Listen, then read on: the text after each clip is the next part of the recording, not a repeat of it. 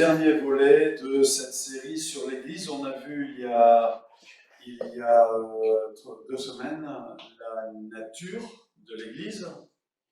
On s'est rappelé que la nature de l'Église, c'était déjà Dieu a restauré la relation qu'il avait dans le Jardin d'Éden avant la chute. Et cette relation n'avait qu'une seule caractéristique, c'était l'amour. Donc l'Église est un lieu ou un rassemblement de personnes qui cultivent une relation avec Dieu, qui est une relation basée uniquement sur l'amour. Pas sur la religion, pas sur les devoirs, pas sur tout ça, mais sur l'amour.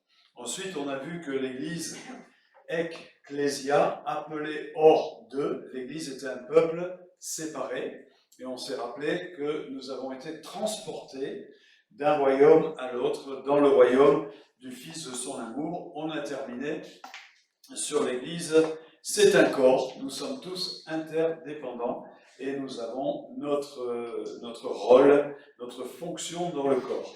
La semaine dernière, la structure de l'Église, on a démarré sur cette idée de corps, avec laquelle on avait terminé il y a 2 semaines, et on a vu qu'un corps, c'est coordonné. C'est coordonné, et que chaque membre a reçu des dons, comme Dieu l'a voulu.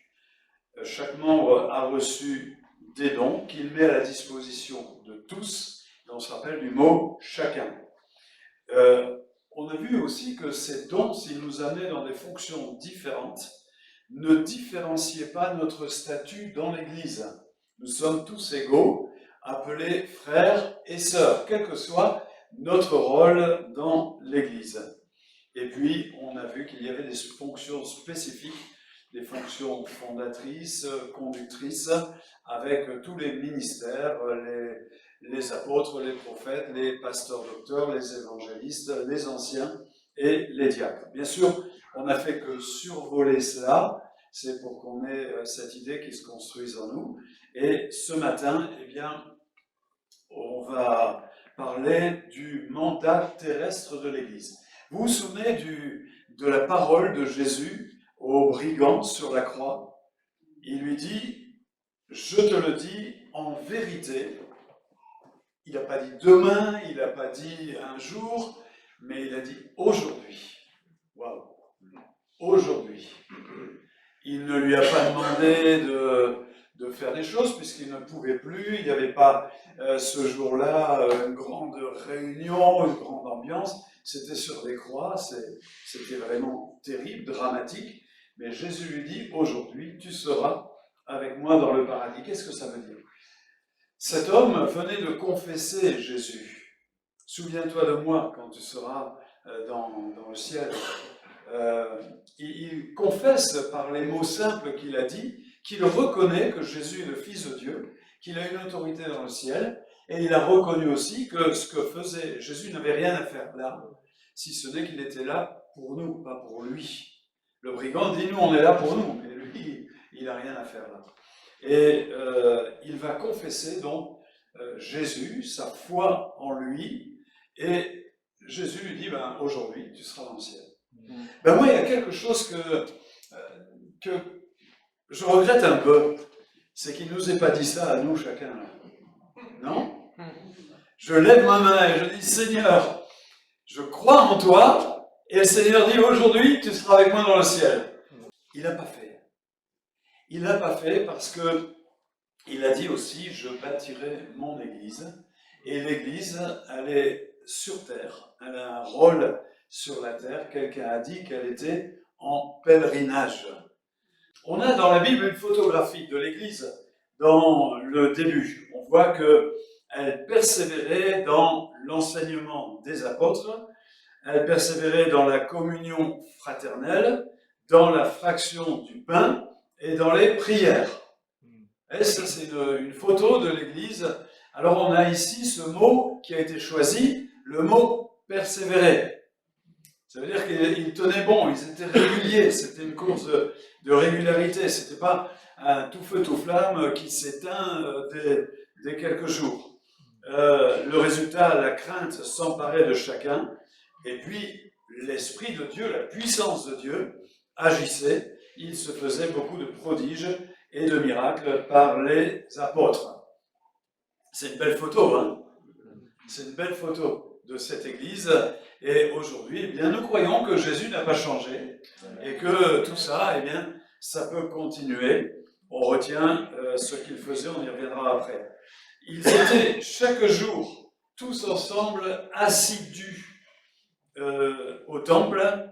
Ils rompaient le pain dans les maisons et ils prenaient leur nourriture avec joie et simplicité de cœur, louant Dieu et trouvant grâce auprès de tout le peuple. Et le Seigneur ajoutait chaque jour à l'Église ceux qui étaient sauvés. Waouh! Des nouveaux tous les jours. Eh ben, dis donc, pour le secrétaire, hein, c'est difficile pour tenir la liste des membres. Tous les jours. Donc ce qu'on voit ici, c'est qu'ils étaient assidus. Assidus, ça veut dire qu'ils avaient mis ça dans leur planning comme une priorité. C'était important. Ils n'avaient pas tous les moyens qu'on avait, on l'a vu la semaine dernière, ils n'avaient pas de Bible écrite ni dématérialisée, électronique, ils n'avaient pas tout cela, mais chaque jour, eh bien, ils savaient que c'était important pour eux d'avoir ce temps de se rendre au temple. C'était l'endroit qu'ils avaient choisi à ce moment-là pour se réunir.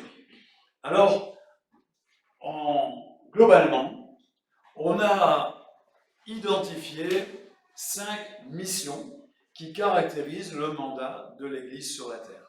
Les 5 raisons pour lesquelles l'Église est encore sur la terre. La première mission que l'on voit, c'est l'adoration. C'est l'adoration.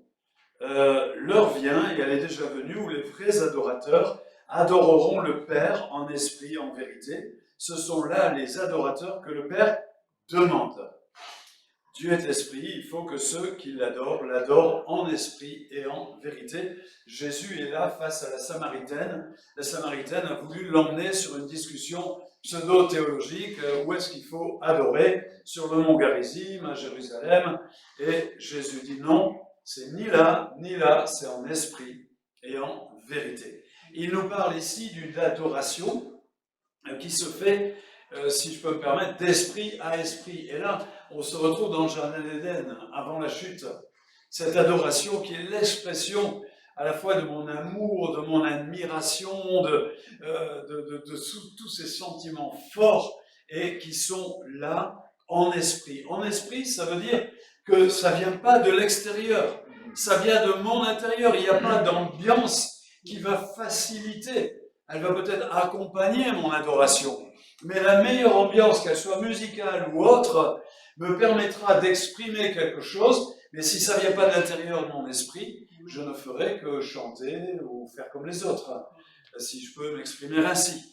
Donc, adorateur en esprit. Mais pour être adorateur en esprit, on ne peut le faire qu'en vérité. Ce sont là les adorateurs que le Père demande. Vous voyez, quand il dit le Père, ça veut dire qu'il demande ça à ses fils. Quelqu'un qui n'est pas devenu fils, enfant de Dieu, il ne peut pas adorer. Il ne peut pas adorer, parce que son esprit ne peut pas être en communion avec l'Esprit de Dieu, on a déjà vu cela. Donc, c'est la fonction de l'Église, c'est l'adoration. Si un homme ne naît d'eau et d'esprit, il ne peut pas entrer dans le royaume de Dieu. Si tu n'es pas né de nouveau, tu ne peux pas entrer dans le royaume de Dieu. Tu peux chanter les cantiques, tu peux lire ta Bible, tu peux faire un tas de choses, mais tu n'entres pas dans le royaume de Dieu. Et gloire à Dieu, c'est facile d'entrer dans le royaume de Dieu. Il suffit de donner sa vie à Jésus complètement, de reconnaître qu'on a vécu sans lui, qu'il n'était pas l'élément moteur de notre vie, qu'on n'était pas dépendant de lui. Et il suffit de prendre cette décision, de dire « Ok, j'accepte, tu pardonnes tout par ton sang, alors je te donne ma vie et je veux te suivre. » Vous ne savez pas très bien où vous irez, mais lui le saura et il dirigera votre vie. Alléluia. Donc il ne peut pas entrer dans le royaume de Dieu s'il n'est pas né de nouveau. La deuxième fonction de l'Église que l'on voit, la deuxième mission, c'est l'édification des croyants, ou, comme c'est écrit là, l'enseignement. Vous voyez qu'il passait beaucoup de temps, et on le verra à plusieurs moments des Actes des Apôtres, il passait beaucoup de temps à recevoir l'enseignement des apôtres et des prophètes. D'ailleurs, regardez bien, les actes des apôtres, ça nous raconte quoi? Ça nous raconte les premiers pas de l'Église, qu'on appelle l'Église primitive. Elle n'est pas primaire, hein, elle est primitive, c'est la première. C'est les premiers pas. Logiquement, qu'est-ce qu'on aurait fait? Si vous voyez Luc, quand il écrit son évangile, il dit tout ce que Jésus a commencé. Et les actes, tout ce qu'il a continué. Et les actes des apôtres se terminent avec des points, comme s'il y avait des points de suspension. On sent que c'est pas fini. Logiquement, qu'est-ce qu'on aurait voulu après les actes?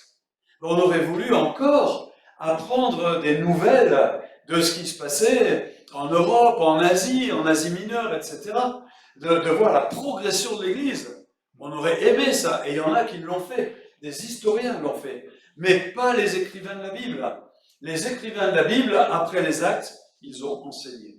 Les épîtres, l'apôtre Paul, l'apôtre Pierre, l'apôtre Jacques, Tite, celui qui a écrit l'épître aux Hébreux, ce sont des enseignements. Il ne nous a pas donné des selfies, des photos de l'église de l'époque, mais des enseignements. Et pourquoi l'apôtre Paul tenait-il tant à enseigner? Eh bien parce qu'il connaissait le danger d'être emporté à tout vent de doctrine. Et il voulait que les chrétiens des églises soient des personnes affermies. Et il va même parler d'hommes faits. Alors des hommes faits, quand on dit à quelqu'un « Oh, tu es fait !» Non, ça n'a rien à voir. Des hommes faits, des hommes parfaits. Et des hommes parfaits. Vous êtes parfaits, je suis parfait.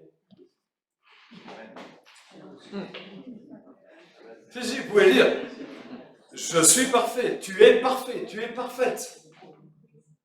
Parce que nous avons l'habitude de comprendre parfait sans défaut, zéro défaut, c'est pas du tout ça. Parfait dans la Bible veut dire complet. Et on a le mot tout est accompli.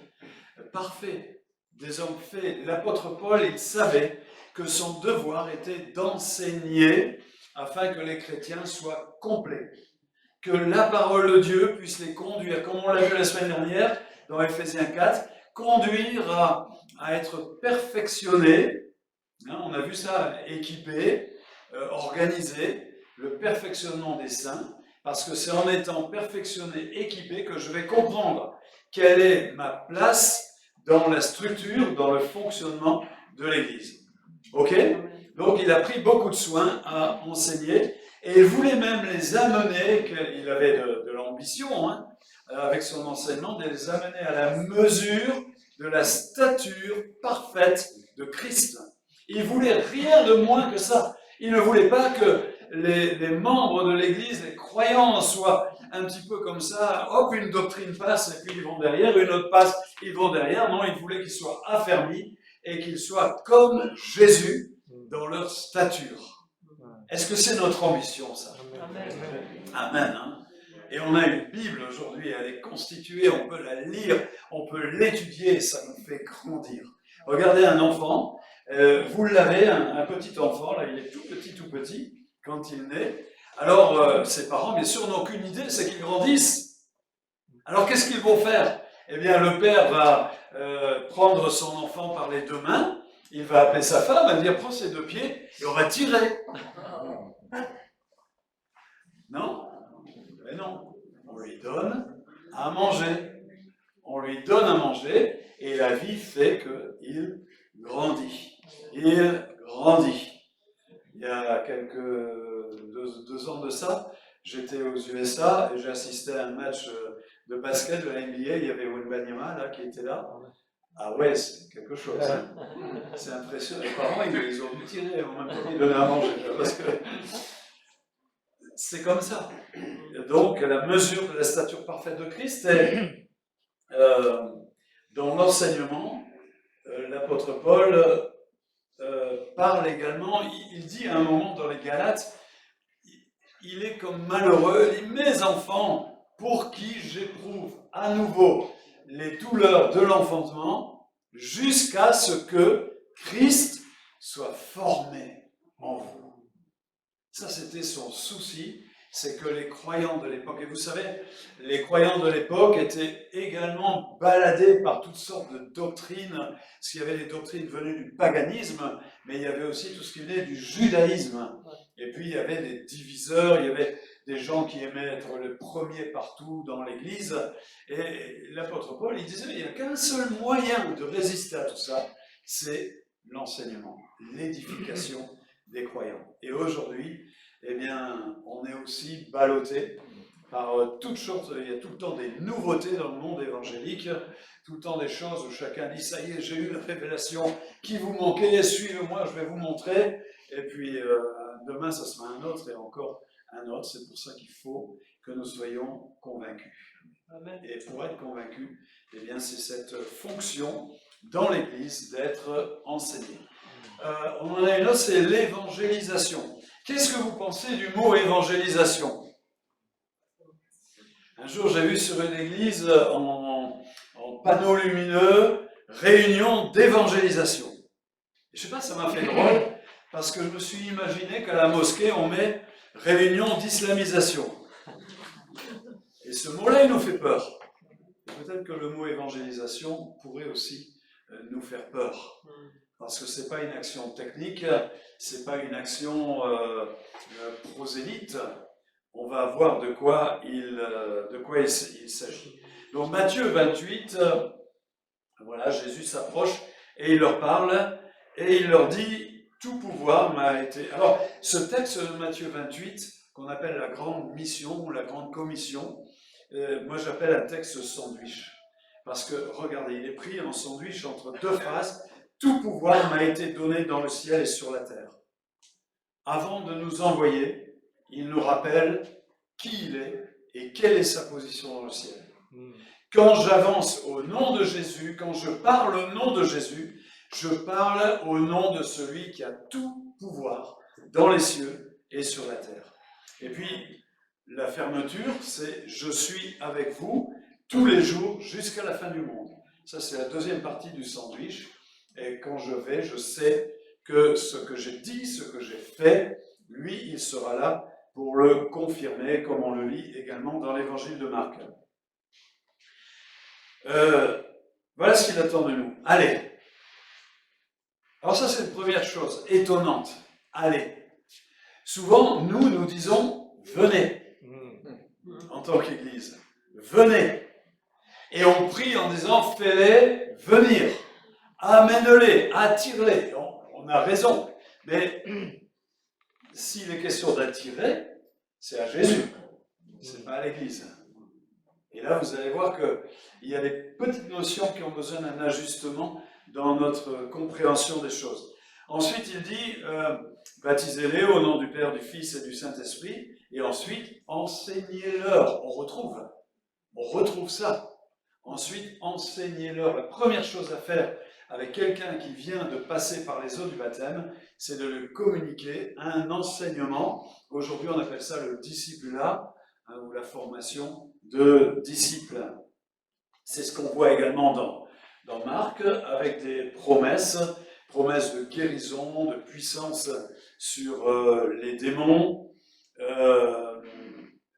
Et puis il est écrit, il commence en disant « Allez par tout le monde, prêchez la bonne nouvelle à toute la création ou à toute créature. » Et puis à la fin, ils l'ont fait, ils sont partis prêcher. Et le Seigneur travaillait avec eux et confirmait la parole par les miracles qui l'accompagnent. Alors ici, on a quelque chose qui va nous amener à réfléchir. Souvent, on voit dans les rapports d'Assemblée Générale ou dans les annonces, l'évangélisation présentée comme une activité de l'Église. La mission internationale en dehors des frontières présentée comme une activité de l'Église. Or, si on regarde bien, il n'en est rien. Quand il dit le Seigneur confirmé par la parole, qui est-ce qui travaille? Est-ce que c'est celui qui prêche? Est-ce que c'est celui qui témoigne? Ou est-ce que c'est le Seigneur? Qui est-ce qui travaille? Question, hein, vous avez le droit de répondre.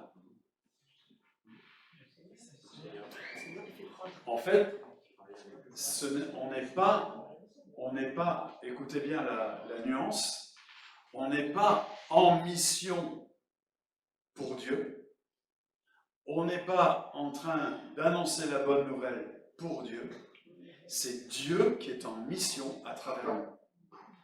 Comme tu m'as envoyé, moi aussi je vous envoie, dit Jésus. Comme tu m'as envoyé. Et Dieu nous envoie, c'est lui qui est en mission à travers nous. Et cette façon de penser vous paraît peut-être pas significative. Je vais dire, c'est peut-être un détail pour vous, si vous voulez parler la chanson. Mais c'est vraiment une différence énorme. Dieu est en mission au travers de moi. Dieu est en mission à travers moi. Ça veut dire que l'évangélisation, on ne peut plus la voir seulement que par le fait de réunir l'Église et d'inviter des nouveaux dans l'Église. On ne peut plus la voir comme ça. L'évangélisation, la proclamation de la bonne nouvelle, c'est mon fait le matin quand je me lève au travail, pour aller au travail, ou pour vaquer à mes occupations, ou pour vivre dans mon quartier. Je suis missionnaire là où Dieu m'a placé. Waouh! Et cette façon de voir, elle est tellement belle. Peut-être quelqu'un ne sait pas pourquoi il est là. Moi, je me rappelle que, alors que j'enseignais, je me suis retrouvé dans un quartier de la ville de Roubaix, qui était vraiment le quartier le plus difficile. Et j'arrêtais pas de me dire, Seigneur, mais pourquoi tu m'as envoyé là? Pourquoi tu m'as envoyé là? En plus, j'étais dans une école expérimentale, on travaillait de 6h du matin à 21h le soir, il y avait tout le temps des observations, des rapports, etc. à faire, et j'étais dans ce quartier, des élèves m'ont été ramenés par la police, j'ai pris un coup de poing dans la figure par un parent d'élève qui m'aimait tellement fort qu'il a voulu s'exprimer de cette manière-là. C'était comme ça tous les jours. Et moi, je disais, mais Seigneur, en plus, je n'arrivais pas à mes collègues qui étaient fortement politisés, je n'arrivais pas à leur parler de Jésus. Et puis, un jour, alors que je surveillais les enfants lors du repas à la cantine, je vois une table, ils sont tous la tête comme ça penchés. Et puis, il y a mon collègue qui dit, mais qu'est-ce qu'ils font là? Et moi, je connais trop bien ce geste. Alors j'ai dit, t'inquiète pas, je vais aller voir. Et puis je vais voir, et j'arrive, bonjour, qu'est-ce que vous faites?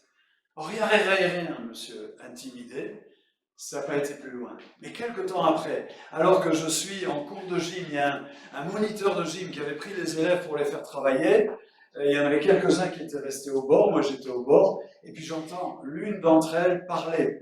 Et elle parle il se droguait, et puis c'était à New York, et c'était un bandit. Et j'écoute, et je dis, Karima, tu parles de Nicky Cruz? Ah, elle est passée par toutes les couleurs. Et pourtant, elle n'avait pas bu de vin, elle. Elle est passée par toutes les couleurs. Monsieur, je dis, c'est un film? Elle me dit, oui. Et je dis, tu connais ça? Et à partir de là, elle m'a expliqué que sa famille venait de se convertir, elle allait dans une autre église de la ville que je connaissais bien, et elle était elle-même, elle avait donné son cœur à Jésus. Alors je lui ai dit, écoute Karina, on va faire une chose.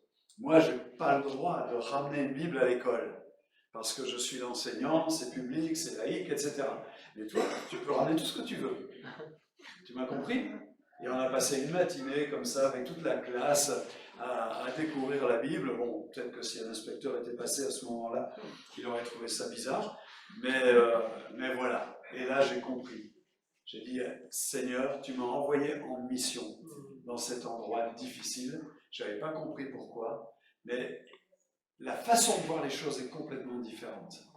Je ne suis pas là à subir un patron, je ne suis pas là à me fatiguer. Bien sûr qu'il y a cette réalité-là aussi, mais je suis là parce que tu m'y as mis en mission. C'est la mission Dei. En fait, il ne s'agit pas d'aller amener des gens à l'église pour qu'ils viennent à Jésus. Il s'agit d'amener des gens à Jésus pour qu'ils viennent à l'église. Et ça, c'est une façon complètement différente de voir. Bien sûr qu'on a raison d'attirer les personnes, de faire des événements, mais il n'y a rien de tel que ce moyen où je suis missionnaire. Jésus a dit que nous étions le sel et la lumière. La lumière pour briller. Et là où vous êtes, là où vous vivez, vous éclairez votre endroit. Amen. On l'éclaire, on ne s'en rend peut-être pas compte, mais les gens nous observent et ils voient la lumière. Il y a tellement de ténèbres autour de nous. Les étoiles, on les voit bien. Moi, quand j'observe les étoiles et que c'est la pleine lune, je ne vois rien du tout. Mais quand il n'y a pas de lune, il y en a tout plein des étoiles. Eh bien, nous sommes ces étoiles et on brille et on est le sel. Et ce que le Seigneur demande, c'est pas de déverser toute la salière sur quelqu'un, mais chacun, on met notre grain de sel, hein, mais dans le bon sens du terme. On est le sel. Attention, si le sel perd sa saveur, il est plus bon. Vous connaissez la suite. Hein. Donc l'évangélisation, ok. On oublie ce gros mot, qui est un mot technique, qui appartient au vocabulaire de la Bible. On proclame la bonne nouvelle, il est question de ça, et on le vit. On le vit. Déjà rien qu'en le vivant, quelqu'un a dit, si vous êtes trop timide pour parler, eh bien vivez. Vivez. Et c'est déjà la première chose. Si on n'a pas la vie qui va avec, on pourra dire tout ce qu'on veut. Il y a des gens qui ont des beaux discours, mais ils n'ont pas la vie qui va avec. Alors les autres disent « Ah ouais, c'est bien ce que tu dis, mais voilà, là il est devant ta porte. » Donc vivre, déjà être ce sel qui a du goût et qui met du goût. Un chrétien, ça met du goût partout où il est. Le sel, c'est un exauceur de saveur. Hein. La quatrième fonction de l'Église, c'est la compassion. J'ai eu faim, vous m'avez donné à manger, j'ai eu soif, vous m'avez donné à boire, j'étais étranger et vous m'avez recueilli, j'étais nu et vous m'avez vêtu, malade et vous m'avez visité, j'étais en prison et vous êtes venus vers moi. Et là, les disciples vont dire, oui, quand est-ce que... Ils ont dit à chaque fois que tu as fait ça, à l'un des plus petits qui croient en moi, c'est à moi que tu l'as fait. La religion pure et sans tache devant Dieu consiste à visiter les orphelins et les veuves dans les afflictions et à se préserver des souillures du monde. Donc ça aussi c'est une mission de l'Église. L'Église a compris très vite, très vite. La société d'aujourd'hui, les bases de la société d'aujourd'hui sont nées de nouveautés que l'Église a mises en place dès le départ de sa vie. Parlons des orphelinats, parlons des écoles, parlons des établissements hospitaliers, où la médecine est devenue accessible au plus grand nombre par l'action de l'Église. Parlons plus près de nous de l'abolition de l'esclavage. Parlons des droits de l'homme. Tout ça, ce sont des chrétiens qui ont amené ça et qui ont réussi à l'amener dans la société. Et l'Église, elle est amenée à exercer de la compassion. Alors attention, l'État a repris à son compte des actions de compassion, comme par exemple, eh bien c'est formidable, dans nos pays, on a des couvertures sociales, on a le chômage, on a tout ça, ok, mais que ça n'enlève pas à l'Église son devoir d'exprimer la compassion. L'Église elle-même, nous, les assemblées de Dieu, on a des organismes qui exercent la compassion. L'Union des Actes, c'est l'organisme fédérateur de toutes les actions de compassion. Il y a l'ONG Axios, hein, dont on a des représentants ici. Eh bien, mais attention, que cela ne nous enlève pas notre devoir, à titre personnel, d'exercer la compassion. Il y a peut-être en face de chez nous une mamie, un papy qui a besoin d'aide, une aide toute simple. Eh bien, exerçons. C'est aussi la mission du chrétien, la mission de l'Église.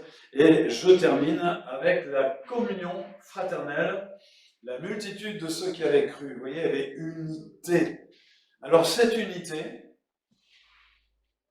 elle n'est pas limitée aux frontières de l'Église locale. Parce que là, ce serait une unité dénominationnelle.